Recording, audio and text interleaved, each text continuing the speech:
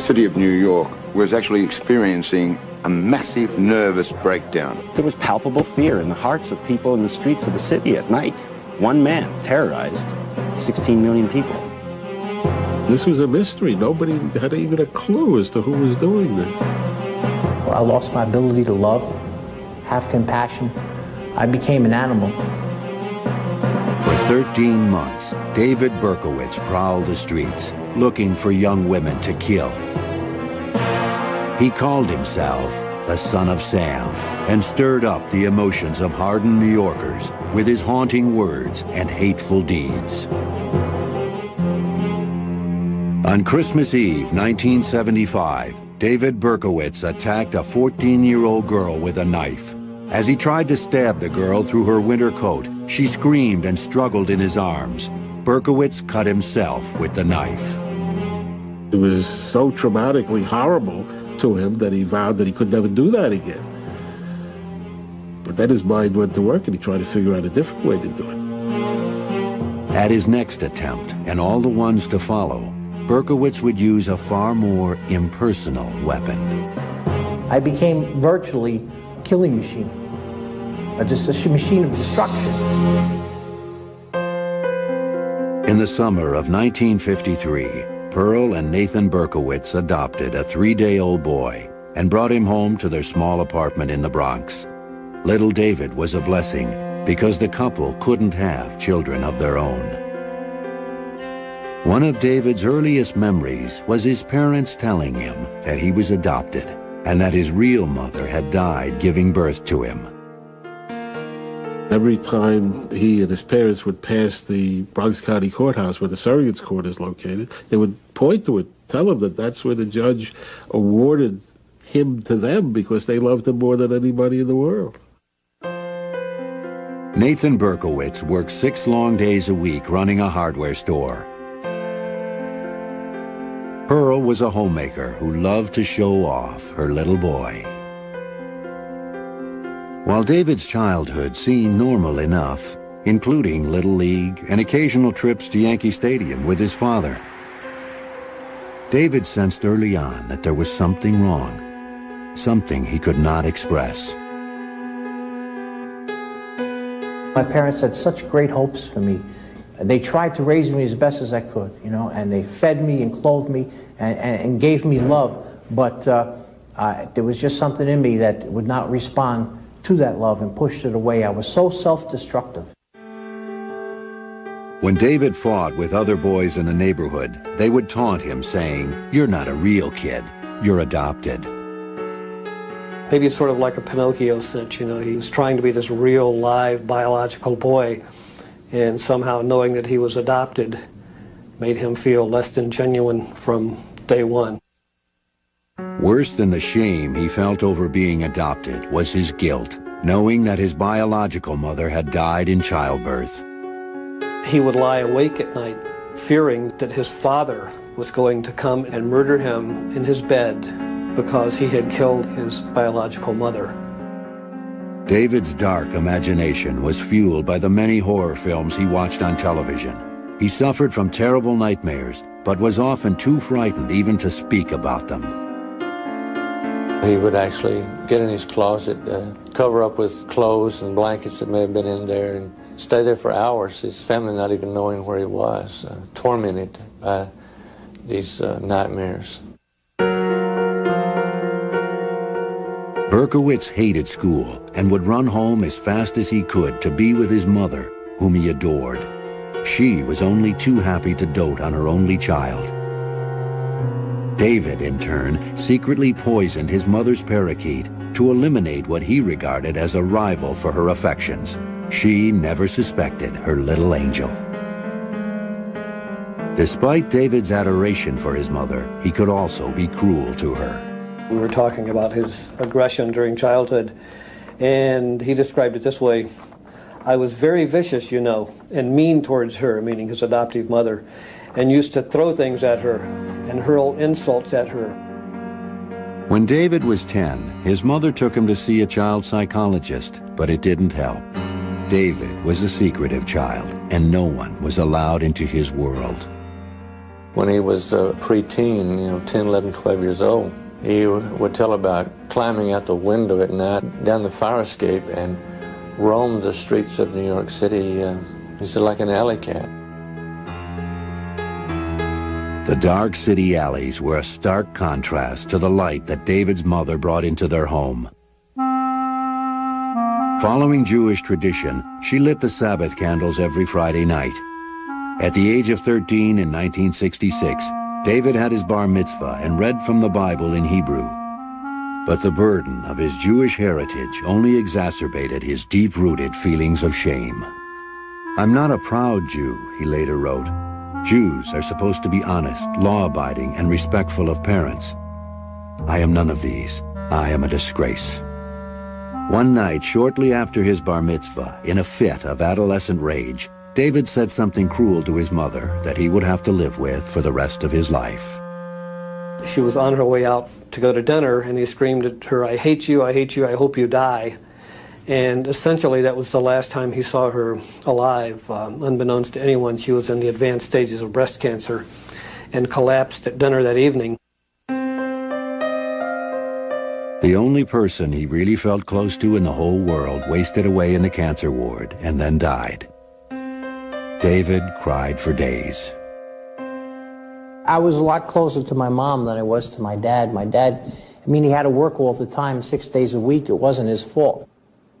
And then I had trouble, lots of trouble all through my youth, emotional problems and things, mental problems. And when she died, of course, then I lost everything. David's loneliness intensified. He was extremely shy and blushed easily, especially around girls. He would ride his bike for hours, often to his mother's grave. He lingered in the cemetery, fascinated by the tombstones of people who died young. He wondered if the girls had been pretty. My dad used to cry and plead with me to come and talk with him. And he says, I don't even know you. You're my son. You're like a stranger. That's just the way I was. I don't know why. It was just these blocks that were up where I just didn't want to share. Nothing that was on my mind. Nothing that was on my heart. I was a closed book, and that was that. Because of his chronic truancy, David barely graduated from high school. In 1971, the 18-year-old Berkowitz enlisted in the Army. He was full of patriotic fervor and fantasized about dying a heroic death in Vietnam. Instead, he was shipped to Korea and qualified as a sharpshooter with an M16 rifle. He tried to find a girlfriend among the Korean prostitutes who hung around the base, but he found the effort degrading. David wrote to his father, apologizing for being a burden and amounting to nothing in society. He wrote that he was sorry he turned out the way he did, stupid, hateful, ugly, destructive. Berkowitz begged his father to pretend he never had a son, to forget that he even existed.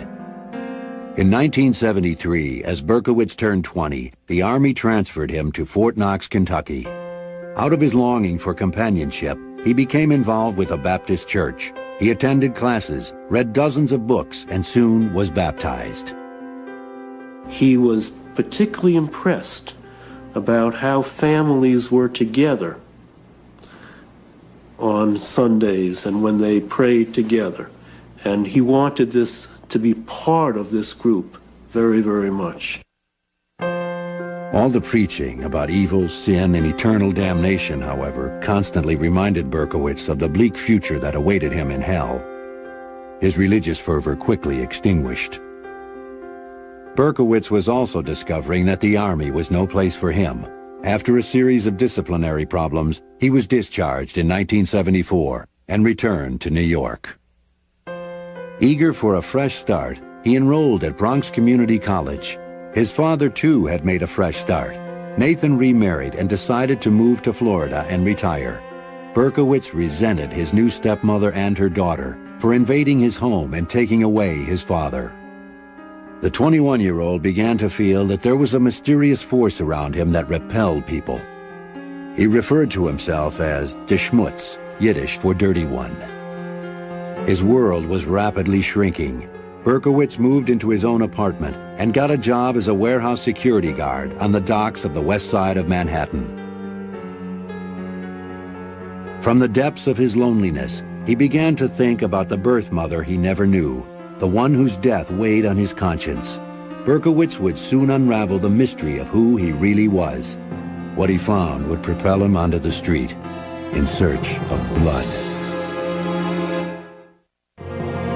David Berkowitz began a desperate quest at the age of 21 to find out exactly whose son he really was. But instead of saving him from his misery, his journey to discover his birth parents would launch Berkowitz on a year-long killing spree. He had gone to one of these freedom of adoption movement meetings and told them the story of how his mother had died giving birth to him, and he had a father out there somewhere, and people laughing at him, and said, you know, what are you laughing about? It's a tragedy. You know, my mother died. They said, man, that's what they tell all of us.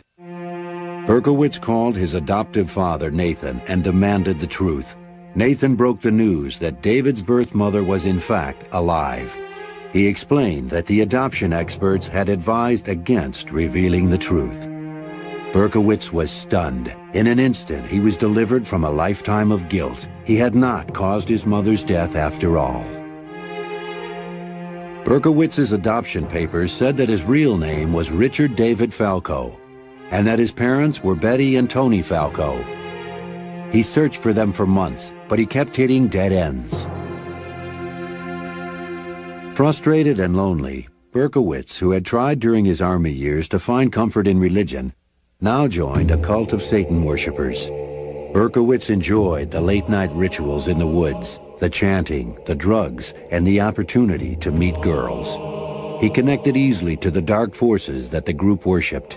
He even made a blood pact to serve the devil. I was chanting the names of Lucifer over and over, and I was calling out to him. I said, you know, son of the morning, and prince, my Lord, you know, come into me right now, take control of this vessel. And I felt like I was being emptied of my own personality, and that something else somehow was coming in. The group gave Berkowitz a sense of belonging to a family, and he eagerly accepted their mission. His other mission, to track down his biological parents, was finally accomplished after a year of searching. When he first spoke on the phone with his birth mother, Betty Falco, David's expectations soared. At last, he had found his normalness, his biology, the reason for his existence. And what he thought would be this glorious moment when he would find his real live mom and they would fall lovingly into each other's arms, turned into one of the moments, if not the moment, of his greatest disappointment. Berkowitz had fantasized about meeting a beautiful woman. What he found was a totally ordinary person, what he described as a nervous and frightened little woman.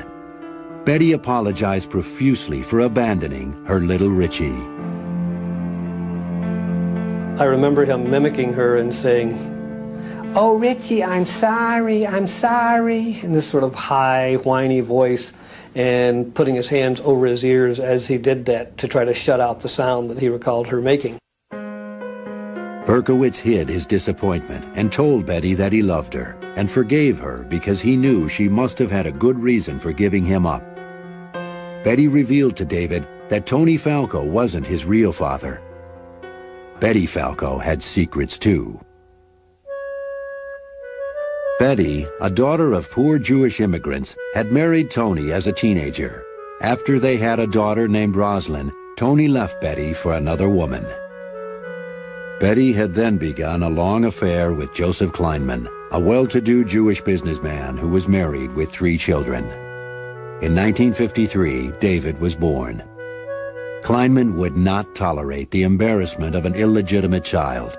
Betty too felt guilty and ashamed and quickly made arrangements for an adoption. He learns at the moment of his imagined rebirth that he had intruded upon the lives of these 2 people who were simply together having sex. Berkowitz's relief over not having killed his birth mother quickly turned to anger. He later wrote, "Here I was, never wanting to be born in the first place, miserable, maladjusted, plagued with death fantasies. only to find out that I was unwanted, an accident after all. This moment of truth lit a fuse in Berkowitz, but he never let his feelings show. For a while, he even maintained a relationship with his half-sister and her 2 daughters, who called him Uncle Richie and would jump into his arms when he arrived for dinner. His sister seemed to be going out of her way to try to make up for all the things which he hadn't had, and as much as he wanted to believe it, he knew that it was false, that he was still this sort of counterfeit human being. He was adopted. Berkowitz's visits grew less and less frequent, then stopped altogether. He later wrote, "I was getting a very powerful urge to kill most of my natural family. I fought hard to keep these thoughts from becoming actions. So I just stayed away altogether." The 22-year-old Berkowitz mysteriously told his half-sister that he would never hurt her or her daughters. Instead, on Christmas Eve 1975, Berkowitz attacked a 14-year-old girl in the Bronx with a small knife. The rage David had managed to keep under control for so long was starting to crack through his quiet exterior. The attack was too close a physical encounter for the withdrawn Berkowitz. The girl fought back, screamed, and escaped. Berkowitz decided that next time he'd use a gun. That Christmas Eve, a serial killer was born.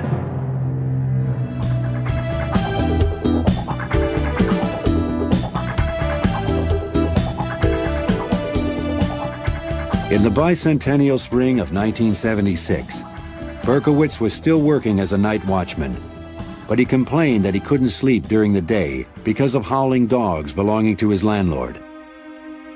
He quit his job and moved to an apartment on the Hudson River outside the city, only to find more incessantly barking dogs in his new neighborhood. From 1976 to 1977, Berkowitz drove a taxi, worked in the post office, and tried to live with his paranoid feelings. He would often drive to the beach and sleep in his car for a few hours of peace.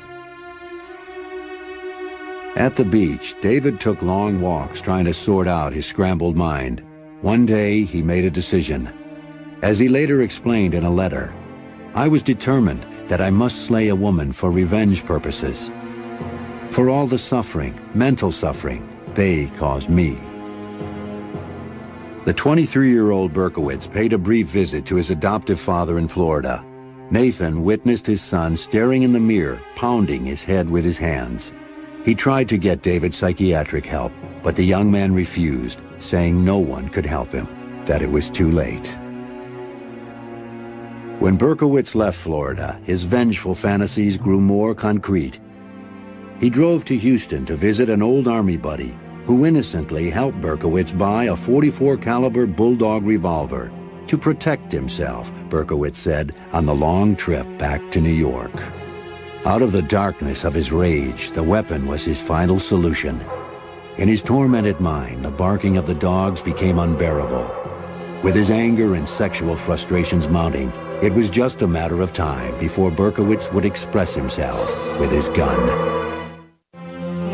The demons inside David Berkowitz were driving him to hunt the dark streets of New York City in search of a woman to kill.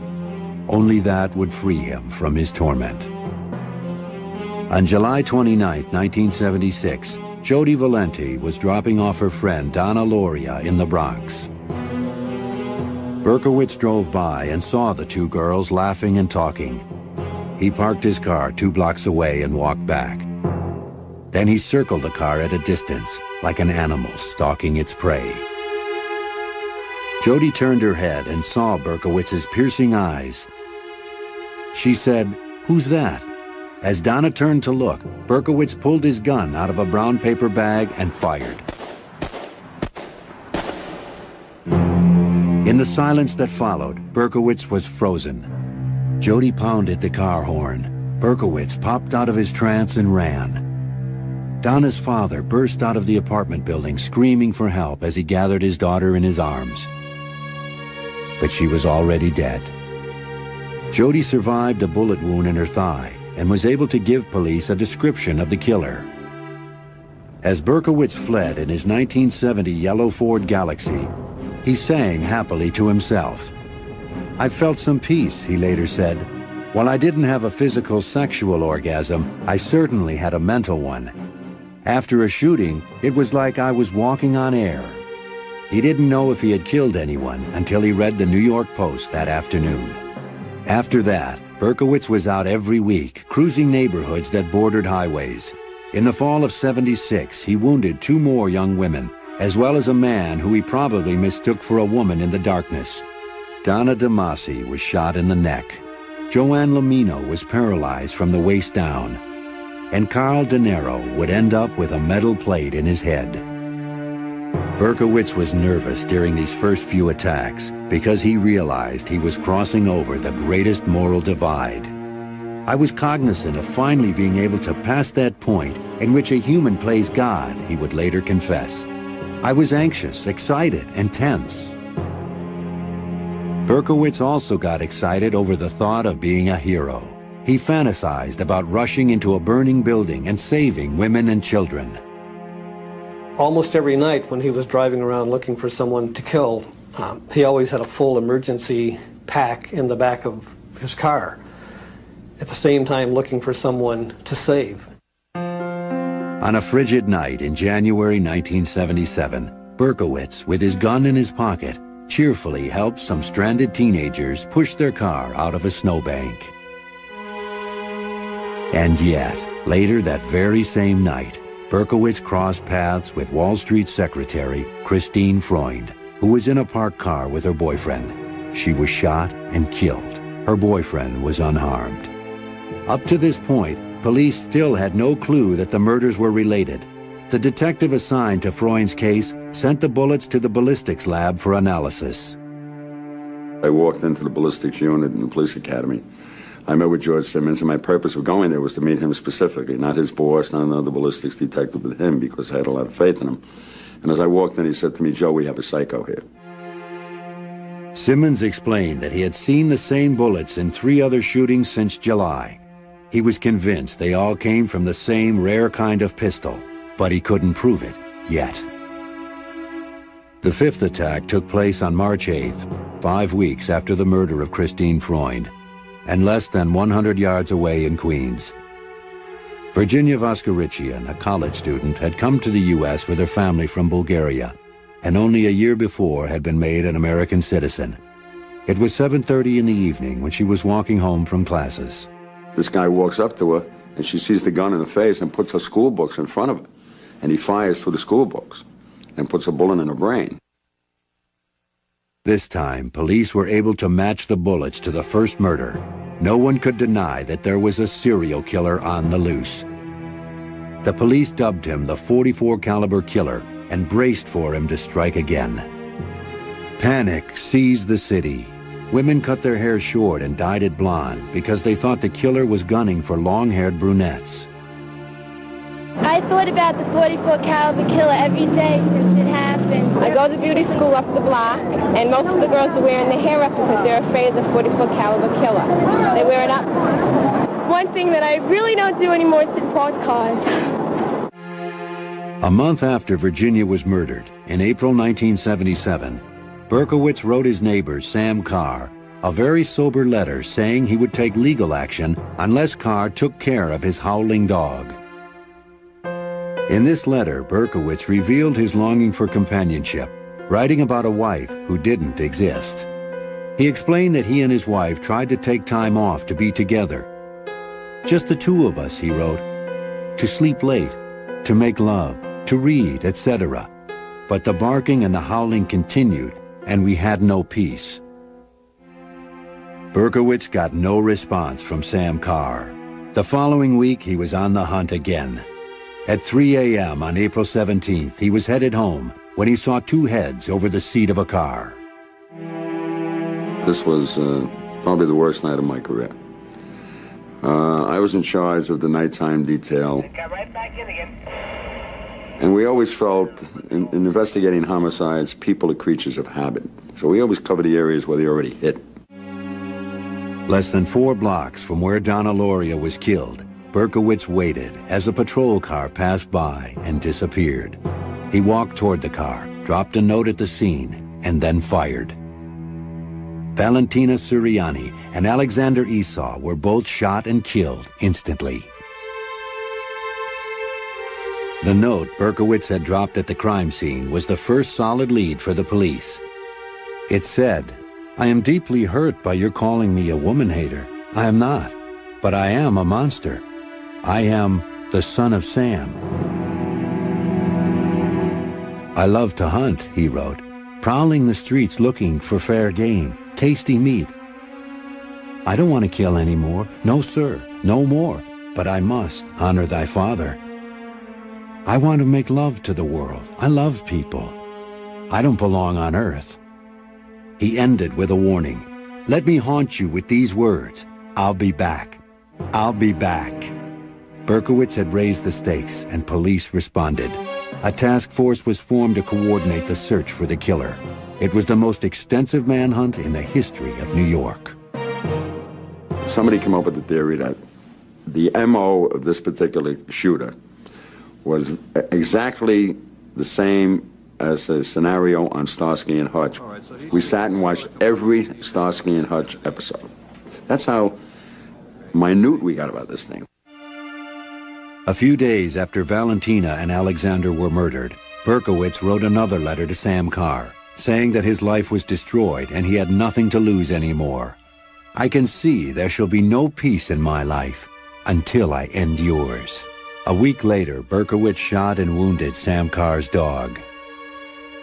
The New York papers appealed to him to turn himself in. Berkowitz responded with a dark, chilling poem to the Daily News. It read, "Hello from the gutters of New York City, which are filled with dog manure, vomit, stale wine, urine, and blood.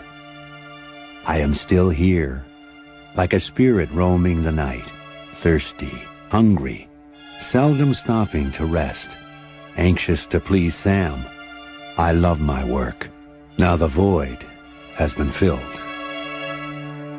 On June 26, 1977, Berkowitz staked out a disco in Queens. Sal Lupo and Judy Placido were wounded but survived.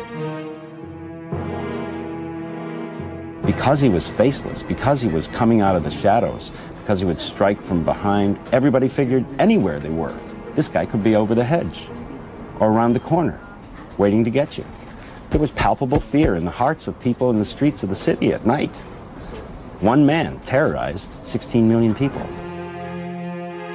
As the first anniversary of the killing spree approached, the city still cowered in fear, wondering who the son of Sam really was and what he had in store for them next. By July 1977, as the first anniversary of Donna Loria's murder approached, one paper boldly proclaimed, "Death Day." Another asked, "Tell us, Sam, what have you planned for us tonight?" The streets were eerily quiet on the night of July 29th, and it passed without incident. 2 days later, on July 31st, Stacy Moskowitz and Robert Violante went out on a date in Brooklyn. Before Stacy left, she and her sister joked that the odds of crossing paths with the son of Sam were 1,000,000 to 1. That night, Berkowitz was hiding in the park as Stacy and Robert parked their car. He watched them as they played on the swings. Back in their car, they were kissing passionately. Berkowitz fired 4 bullets into the passenger side window. He stood there mesmerized and then ran. Robert Violante lost one eye and was partially blinded in the other. Stacy Moskowitz lived for 39 hours and then died. The entire city felt they'd lost a child. And the atmosphere the next day of the city changed from this terror to an anger and sympathy. You know, we're going to get you, you son of a bitch. Whatever happens, we're going to get you. By now, Son of Sam was so notorious that Stacy's murder made headlines all over the world. What he was doing was manipulating, dominating, and controlling society. And now this insignificant nobody, someone who feels like he's one grain of sand on a beach with billions and billions of grains of sand, he is important, and he finally has arrived. It was only then that the son of Sam gave police the clue that would lead to his arrest. The night he killed Stacy Moskowitz, Berkowitz watched the police write him a ticket for parking his Ford next to a fire hydrant. A week later, he dutifully paid the ticket by mail. The police traced the license plate cited on the ticket to the name David Berkowitz. They quickly discovered that he had been sending harassing letters to a number of people, and that a man named Sam Carr claimed Berkowitz had shot his dog. Out of a pile of hundreds of tips and complaints from the public, Berkowitz's name appeared 3 times. On August 10th, 1977, a large team of detectives staked out Berkowitz's apartment. The end was anticlimactic. Berkowitz walked out of the apartment building with a brown paper bag and got into his car. A detective approached the car and told him to freeze. Berkowitz turned around and said, "Well, you finally got me." The officer asked, "Who do I have?" Berkowitz said matter-of-factly, "The son of Sam." On the seat next to him in a brown paper bag is the .44 caliber gun that did all the shootings. No resistance, no shootout, no nothing. You got me. You got the son of Sam. The police brought him in for questioning, and the media descended on them. He came almost in a spotlight. There was a surreal feeling about it. We're finally putting a face to horror and terror.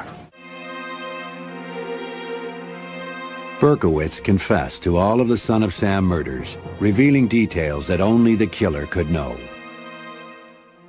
He enjoyed talking about it. He enjoyed being able to give us what we and he only knew.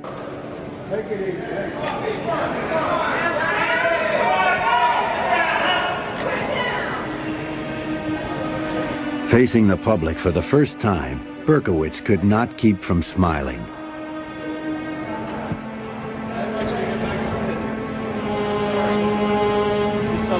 Berkowitz showed no obvious sign of his dark, vengeful interior. He was cooperative and polite. When detectives asked him why he had paid his parking ticket, he responded, "Because I am a law-abiding citizen."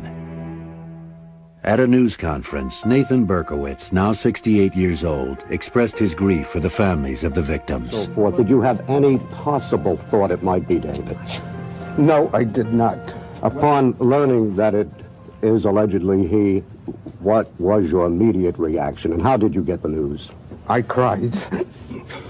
I think that's enough, gentlemen, with respect to any further. Berkowitz said he had been ordered to kill by demons originating from his neighbor Sam Carr, who he claimed was the devil in human form. For 8 months, Berkowitz was held in a bare-tiled room in the prison ward of the Kings County Hospital. A hearing was scheduled to determine if he was mentally fit to proceed to trial. During the first few weeks of his incarceration, guards reported that the son of Sam ate like a horse and slept like a baby. He rarely got upset and seemed to be indifferent to his plight. In tape-recorded interviews with psychiatrists, the son of Sam tried to explain himself. And I had nothing against these victims. Who were these people to me? They were just people. I didn't hate them. I wasn't angry against them. So why did he do it? Well, Sam did it through me. He used me. He made me go out there and do it. I did it for him, for blood. Right outside Berkowitz's window at the Kings County Hospital, a death rally was staged. Many New Yorkers were filled with bitter hatred for Berkowitz, but none more so than the parents of the 6 murdered and 7 wounded young adults. After I saw what had happened to my boy's left eye, I had wished that his eyes could be taken out of his head for Robert's sake. And I hope he lives a long time with this in his heart. And I hope he never has a minute's peace. Never. Never. Just once I want to get my hands around his throat. He took something from me. So wouldn't you feel the same way? You'd want to get revenge, wouldn't you? And if anybody tells me no, I tell them they're sick. Mike Loria and millions of other New Yorkers, and I have to say myself too, said, you know, yeah, he's got problems, mental problems, but he deserves to die. He deserves to die for what he did. Sitting in his cell, Berkowitz began to feel the same way. Suicidal feelings overwhelmed him. In a letter, he wrote that he was a cursed person beyond hope. The court ruled that Berkowitz was fit to stand trial. Ignoring his lawyer's advice, Berkowitz decided to plead guilty and be punished for his crimes. He asked to be put away forever so he would not kill again. Berkowitz wrote to his father, begging him to accept his decision to plead guilty. Once again, he told his father, "I failed you, but it's over now. Please, let me have a little peace." In May 1978, the son of Sam pleaded guilty to 6 murders. A few weeks later, on the day of his sentencing, David threw a tantrum and broke the restraints on his straitjacket. The officers subdued Berkowitz and brought him into the courtroom.